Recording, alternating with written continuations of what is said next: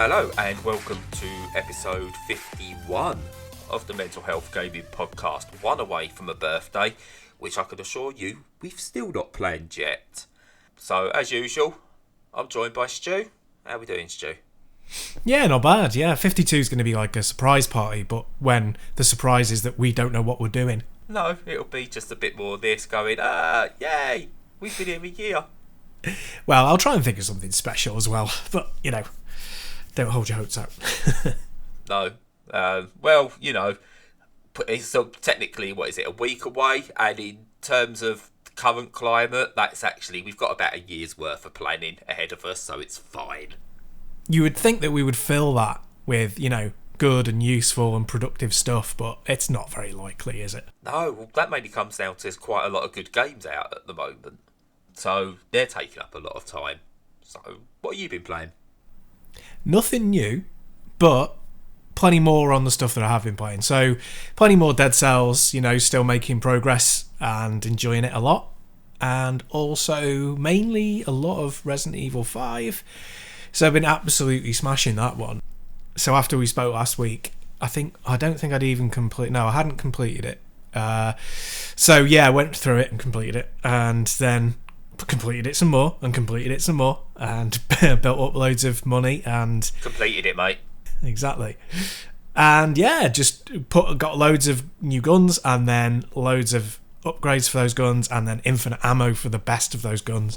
And now I'm doing a run through on Veteran, which is the current highest difficulty setting. So yeah, really cool, really enjoying that as a blast. It's great. So this is something I've never been able to do on those sort of games. But when I say those sort of games, anything that's story based or a good few hours long, I can't. Once I've completed it, I'm going on it at whatever difficulty, whether that's easy, medium, hard, whatever. I'll complete it that once, and I can't go back again. I've never understood the appeal of that personally. So, what makes when you do it? So I know it's something you will do on quite a few different games. Why do you go back and rinse it?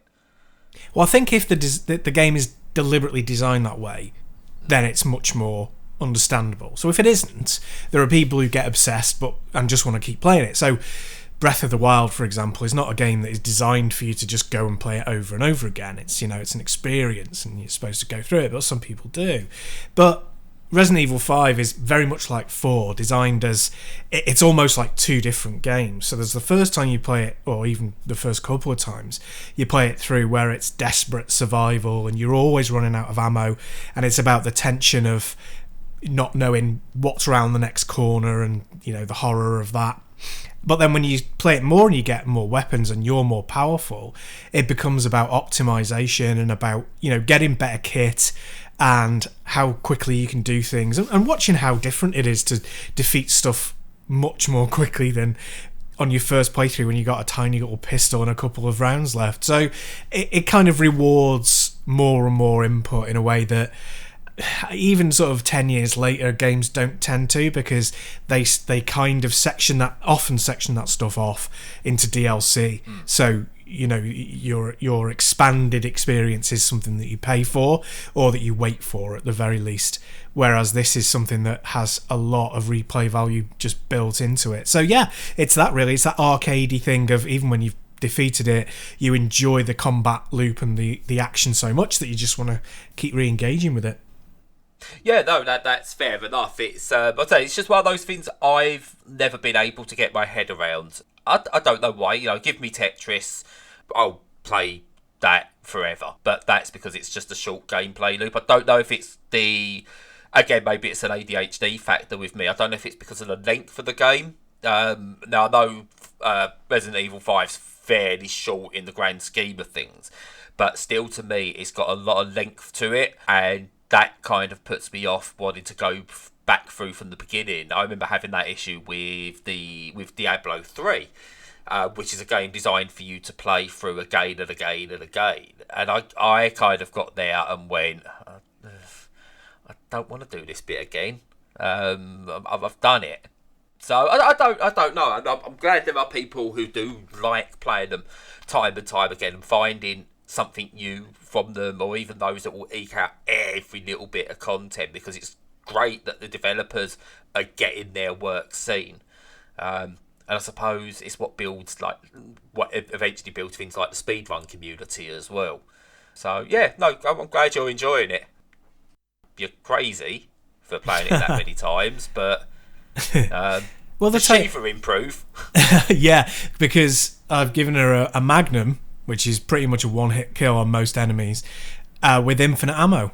So that tends to raise the amount of damage she puts out pretty considerably. Yeah. Fair enough. But yeah, no, I mean, you can sit there, like I've sat there and played Lumens for, God, like 3 hours and gone, oh God, that's just disappeared. And it's just the same game and the same sort of levels. And then I've played something that's an action game, and completing it has felt like it's taken 10 years and it was only a couple of hours long. So you can flip those on their head as well. So it just depends on how you feel about a given game, I reckon. So yeah, no, it's definitely about how particular games chime with your personality, isn't it? Yes. Now, I don't know if that was a deliberate segue, but if not, it was pretty damn perfect. Oh, well, that's me. Because I've been playing Chime Sharp. Ooh. No, that's a that's a brilliant segue into that.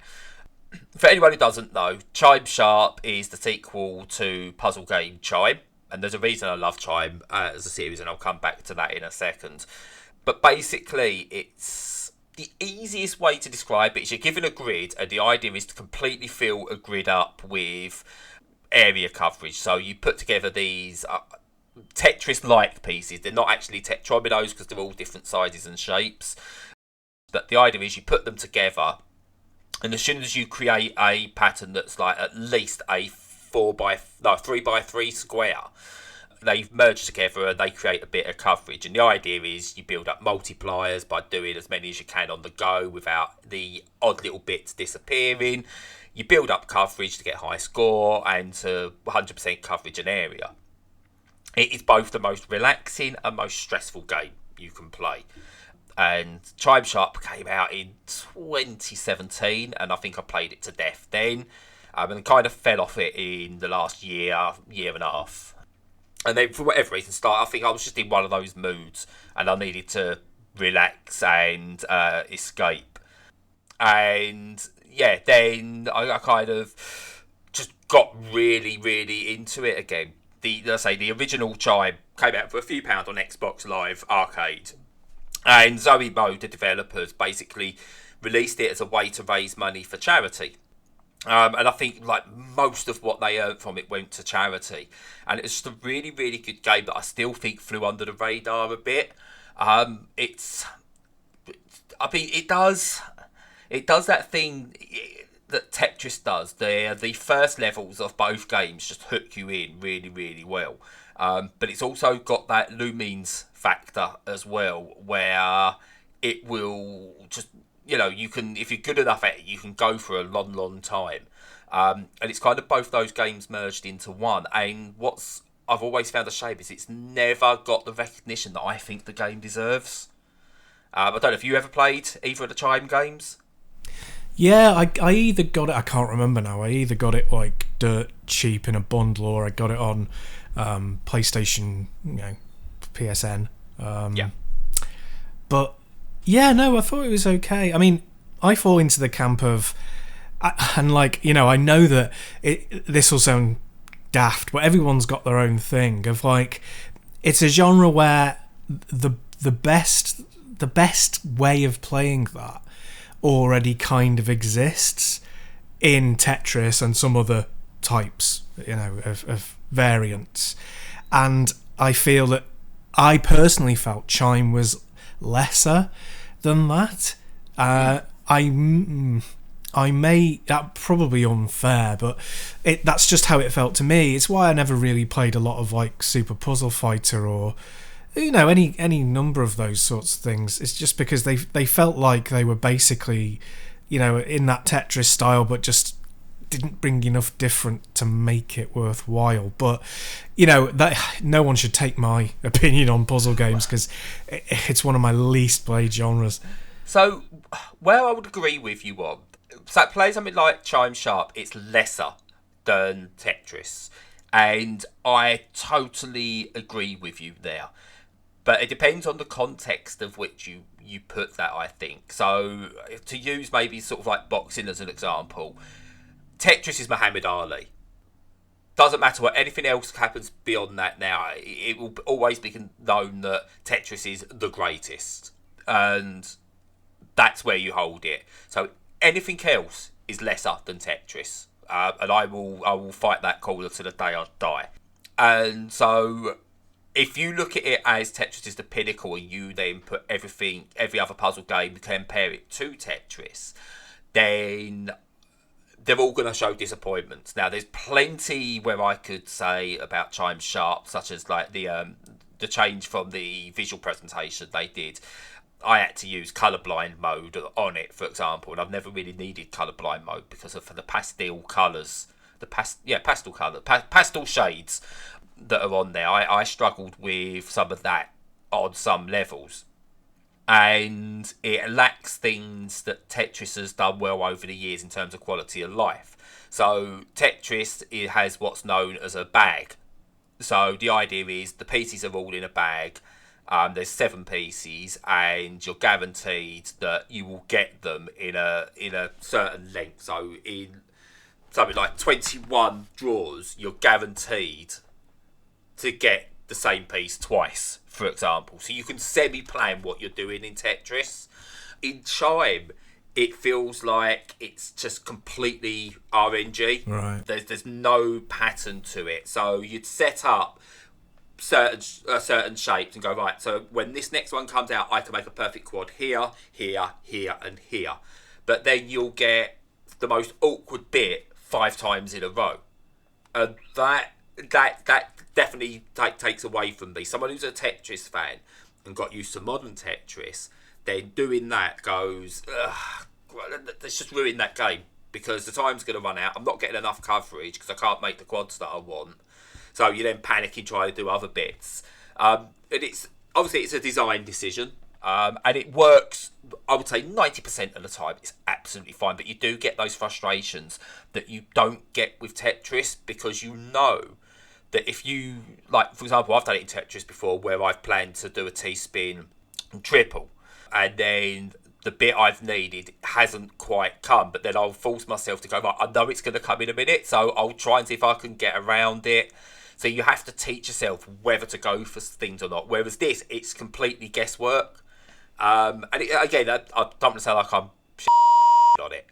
But I absolutely love the game. But I get where you're coming from with it because you know, I say Tetris is Muhammad Ali. Chime Sharp is, I don't know, who's a modernish boxer who's quite well respected.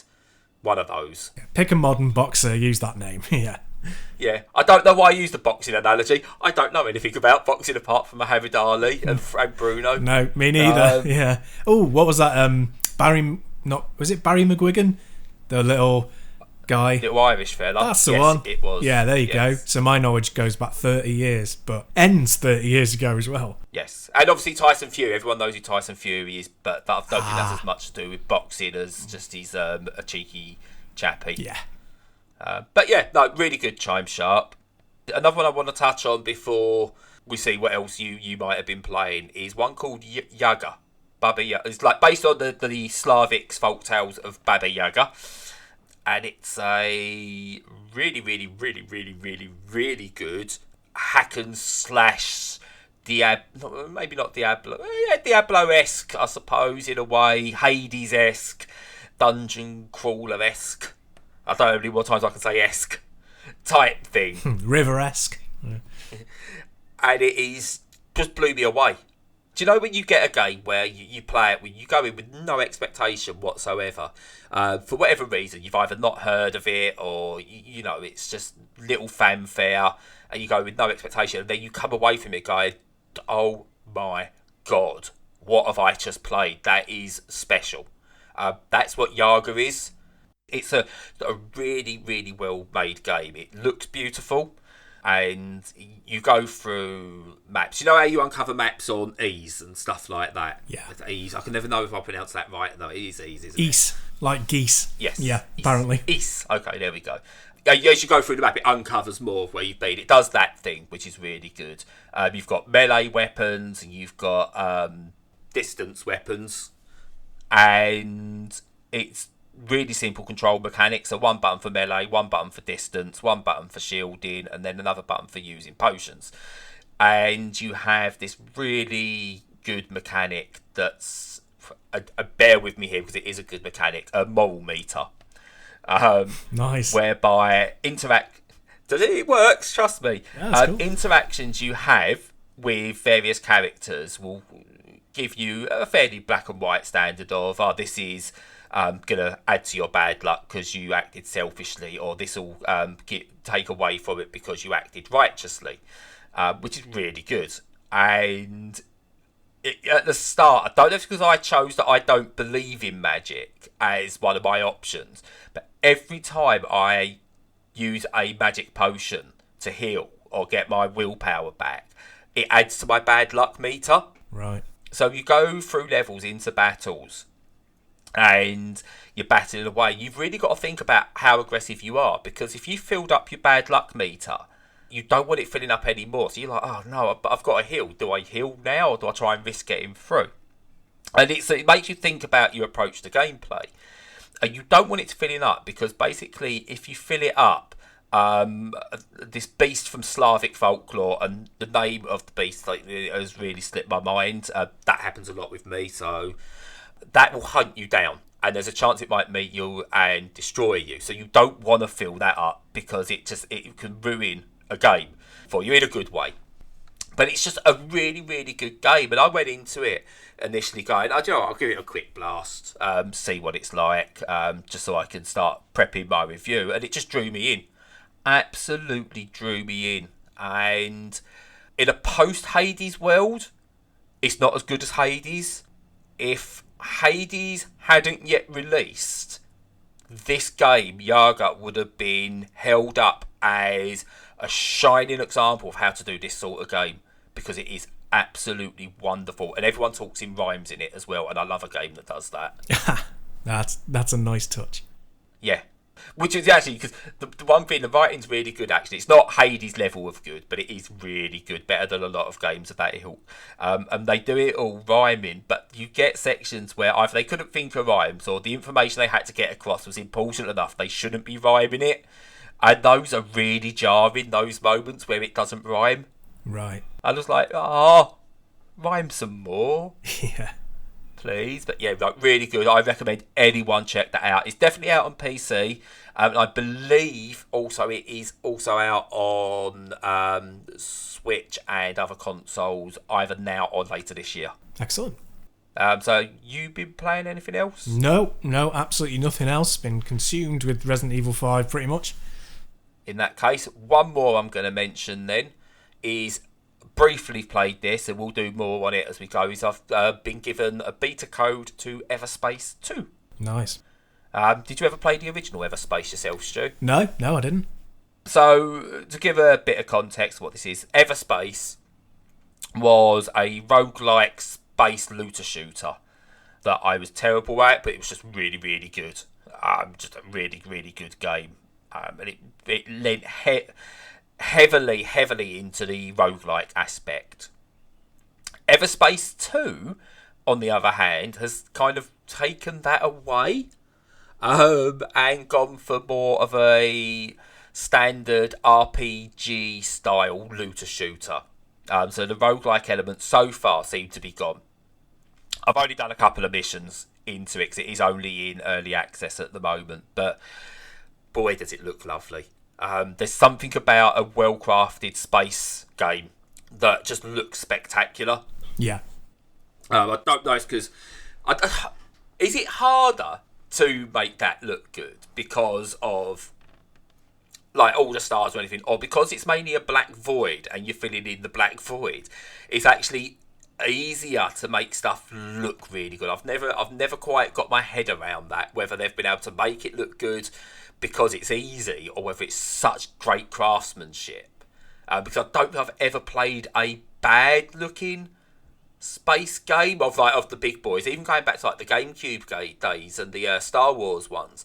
they look spectacular and still look good to this day, even though they've aged. I don't know if it's just easier to pump up the graphics on those because it's mainly a black background.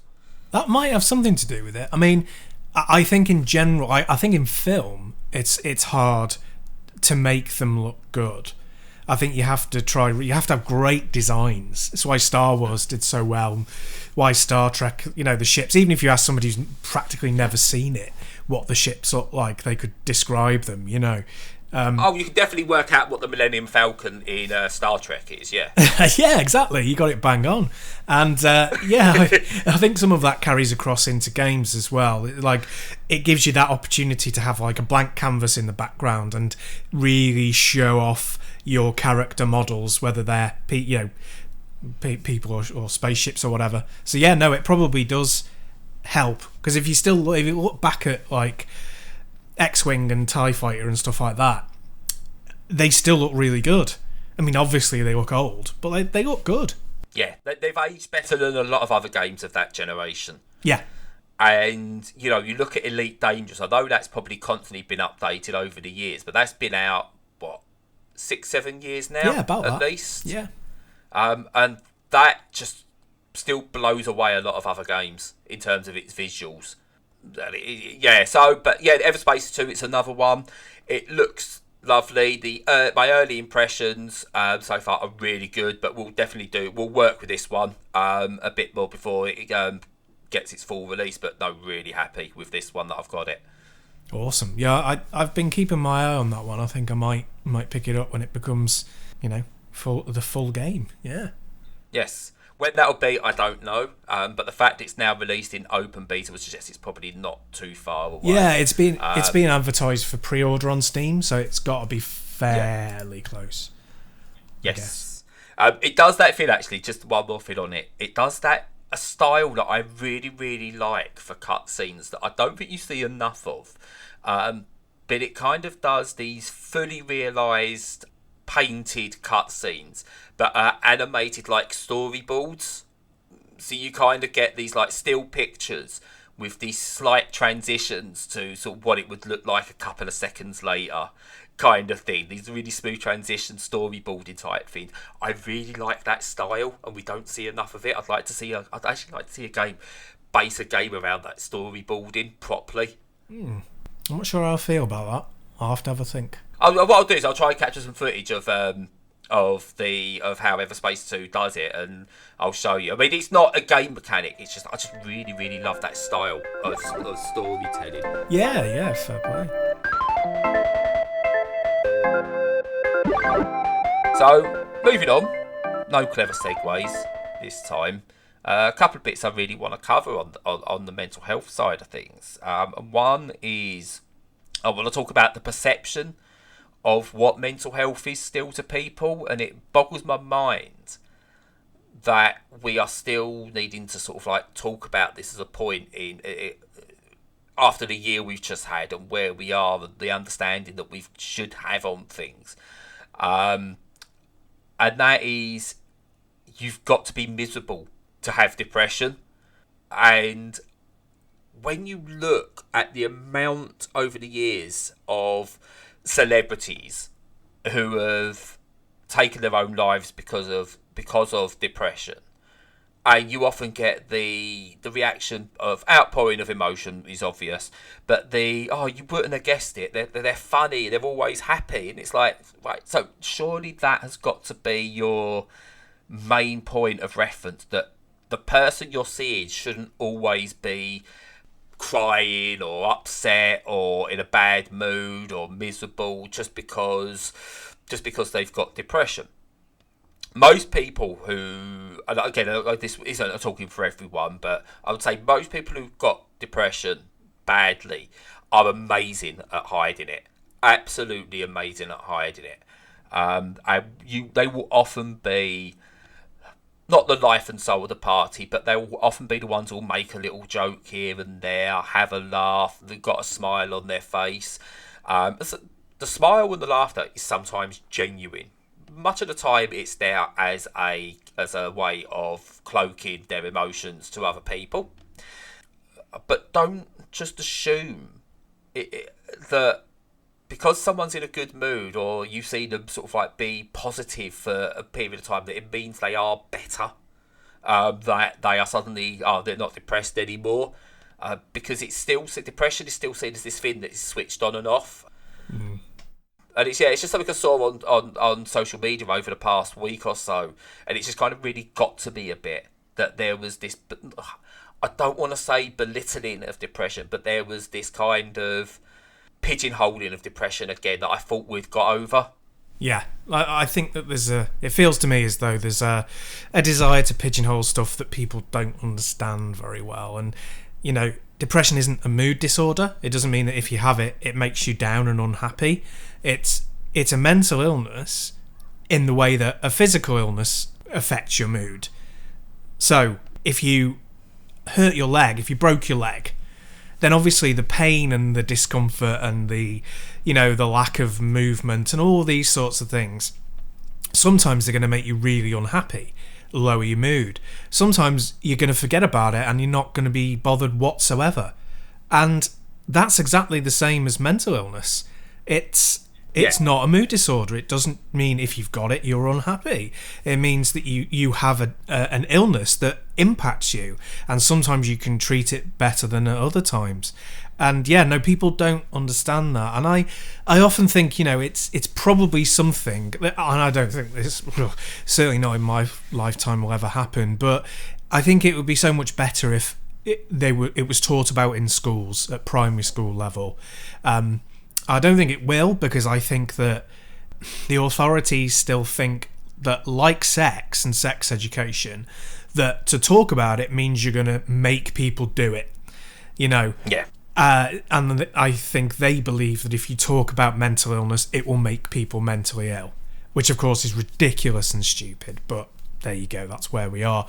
I don't want my kids learning about sexuality. They might become queer. No. Yeah, it's as if saying anything about anything will open you up to that sort of thing. And it's like, no, it might explain the way you already feel, but it won't turn you into something that you're not already, And that's the same with mental illness. It's the same with being gay. It's the same with being trans. It's the same with everything. I think if they had that understanding earlier on, that would help a lot. And you can teach people in adulthood, but obviously then that's a bigger training exercise, because you have to normalize it then into your adult life, whereas if you learn it as a child, it's just the truth, it's just fact. So to teach it to an adult, you're undoing years and years of learning. Exactly. This is why I've always been a big fan of the grandfather system, which is let people who already learned one way carry on as they are.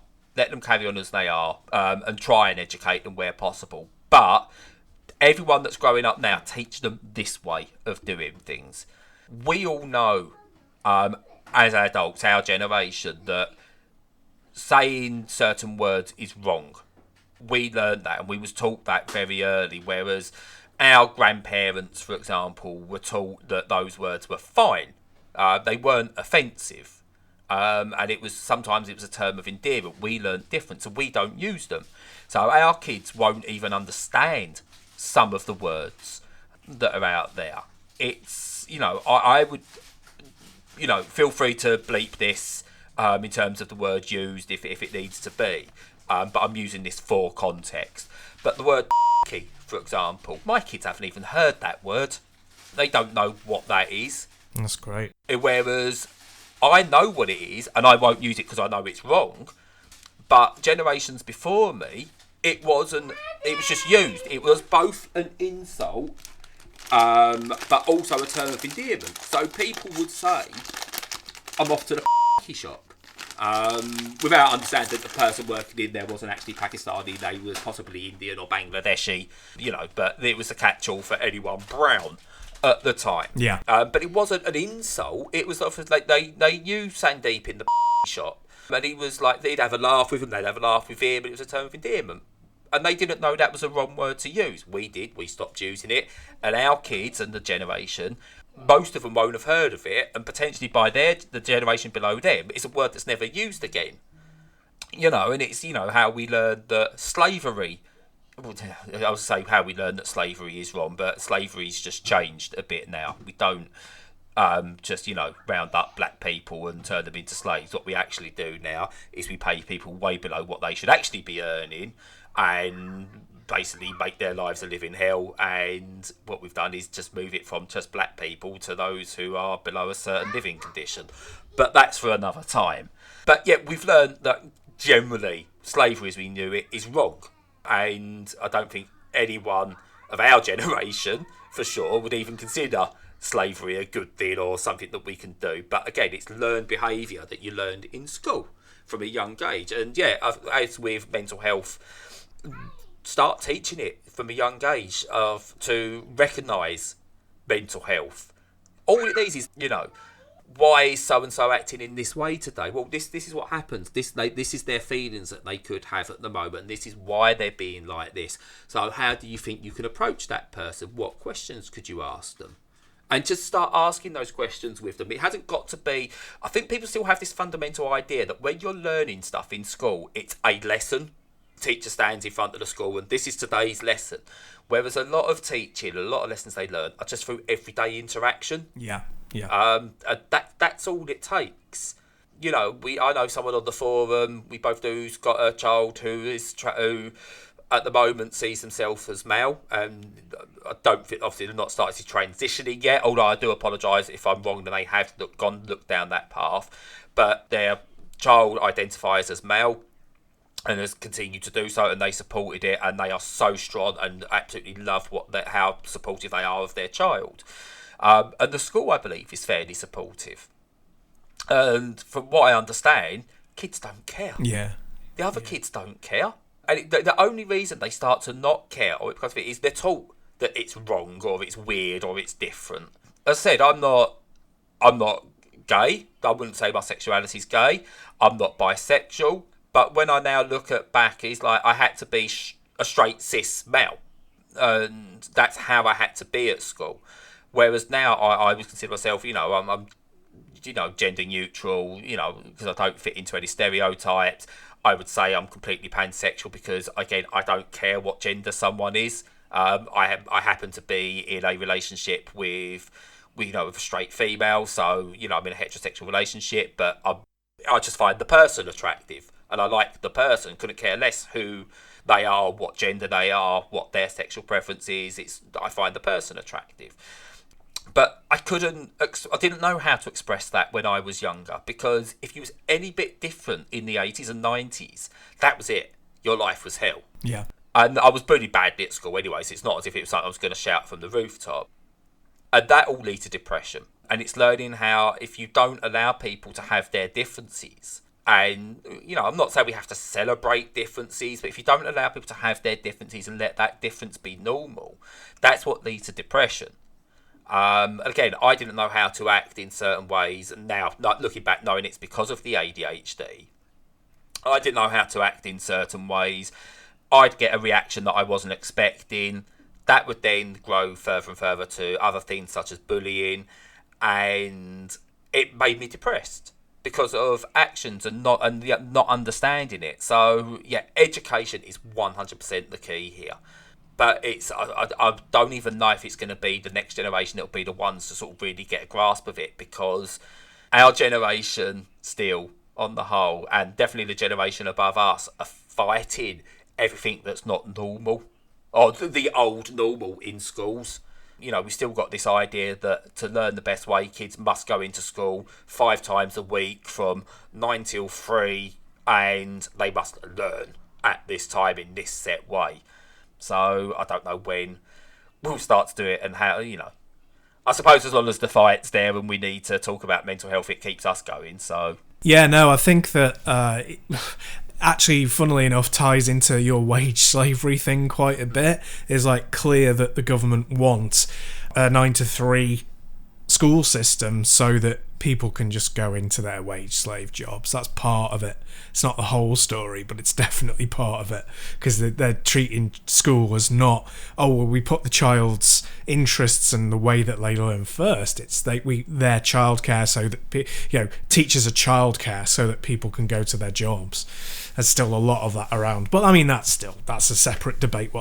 Completely, but yeah, I think that's a part of it. I'm going to get my my philosophers and great thinkers mixed up, because I always do, because I know this stuff, but I can never equate who does it properly. But the old way of thinking was modern technology would mean that we don't have to work anymore.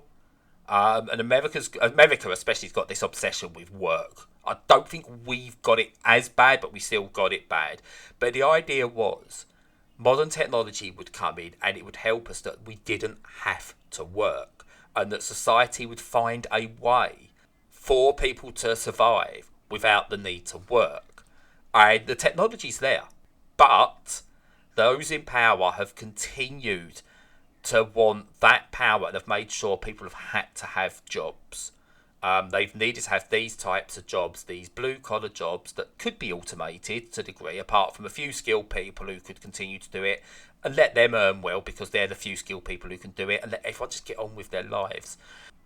And that adds a lot to depression, because if you're someone who gets crippling depression, and that could mean behind closed doors, you get up at 10 o'clock in the morning on a Thursday, for example, and then by 11 o'clock you've actually back in bed under the covers, because it just, doesn't hurt to move, because that's the wrong word, but it's just, you just can't be up, you just can't face the day, and there's nothing to force you up. Then you'll go back to bed, which might seem lazy. So you don't go out, and you haven't gone out to get a job, or you can't get a job, you can't hold a job. It's seen as laziness when it's anything but. And it's, again, it all comes into sort of society and our understanding of all these things, the way life works, the way everything comes together, and just needing better understanding. I don't know how far away we are from it at all, which adds to the depression in a way that it just doesn't look like there's a solution even round the corner, even though it's staring us in the face. I think it's weird because you've got COVID happening and because you've got Brexit happening, which is stupid. But I think that Brexit and the whole Trump thing are a reaction against the positive stuff, and they're like brief flashes in the pan, whereas we're actually heading in the right direction. So I think that until things become sort of codified in law, they don't become popularised. But I think there's been so many things that have incrementally improved after lots and lots of pressure and made either illegal or, society sees them as undesirable, that it's definitely moving in a good direction that way. So we've criminalised hate speech within the last sort of 20 years. Gay marriage has come in. We're working on the whole trans thing. That's a big battle at the moment. Sorry, I hate to say the trans thing, but do you know what I mean? Without going into otherwise you spend most of the time explaining, especially I hope this is out of context. I hope I don't get this wrong bit, and you spend 5 minutes doing that. Yeah, that's fine. Exactly. Just accept anyone. Whenever we say something, if we have a slip of the tongue, that's not on purpose, honestly. Absolutely. So inclusivity and banning hate speech and things like that have really surged forward in the last sort of 20 to 30 years. And it's illegal to do a lot of stuff, and that won't change everybody's opinion. But the more people, the more kids who come into a world where those things are illegal or legal, like, gay marriage, it'll immediately just be accepted to them. So, that's progressive. And you can't see, I'm crossing my fingers here, but you can't see those laws going backwards.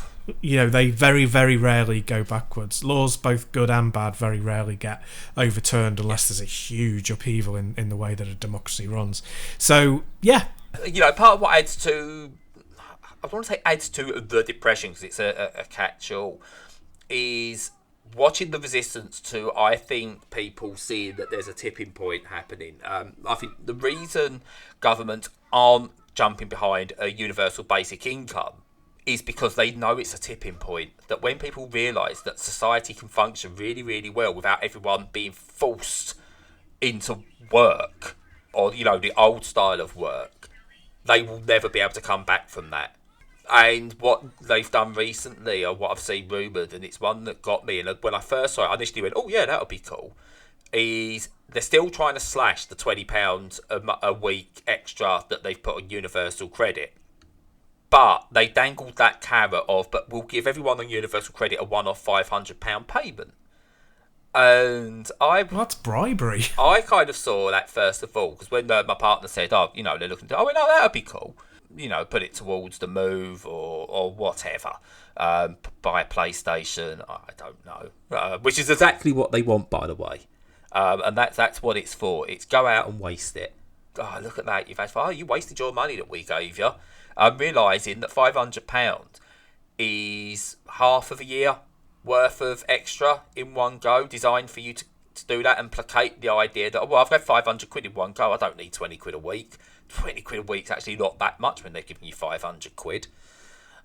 And so, yeah, it is, as you said, it's bribery. Stick with us, stick with the crap way of doing things, we'll give you 500 quid for it, because, yeah, I'd quite happily, someone said to me, look, you can pay me a tenner a week for a year, or just give me 200 quid as soon as, you know, in the next few weeks.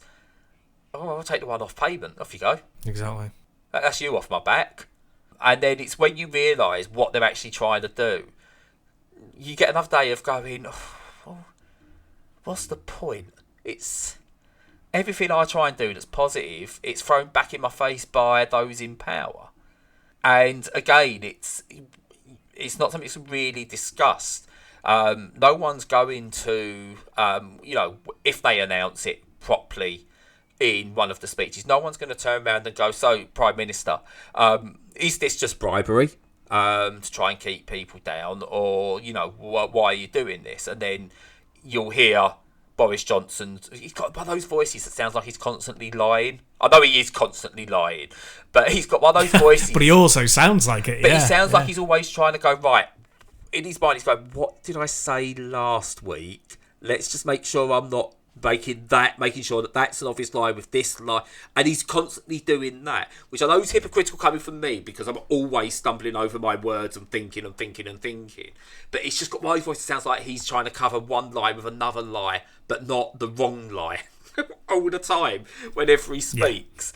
Yeah. But yeah, no, we don't challenge enough. But I think it's a case of people who are depressed or have any kind of mental illness will go from being the most empowered people you know, who will be motivated, determined, and want to get through what they want to get through one day, and then the next day, you could go to them and go, right, come on, are we on this again? And they're like, nah, I can't today.